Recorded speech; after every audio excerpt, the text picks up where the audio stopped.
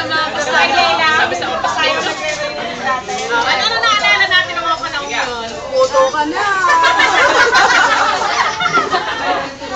Yun, nasabi ni Shalani. Galing nga eh. Sabi ko lang siya lang dito. Puto ka na. Amerikana naman yan. Hindi na, mauubos na. Hindi ko sana na. I-video mo si mami mo. I-video mo. Ayun, nagtatago. Umiinom mo. Ang daya, oh. Ibigay sa anak ko. Ayoko na lang. Ayoko na. Lasing na. Ay, ba't yung binili mo pulutan din? Oo nga, bakit tayo?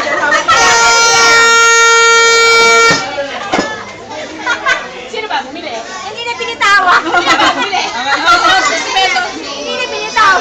O, ayan o. Marami kayo reklamo. Ay, Ano ba yan? Bakit? Yung makihin. Pakita mo naman ang kembot ni Shalani. Hindi naman ako kembot yun. Hindi naman ako kembot yun. Ay, siya lang. Ano masasabi mo? Ikaw ang pinaka- Ano masasabi mo kay Shalani? Si Ate Karina. Shalani. Shalani. Nainulit pala ito.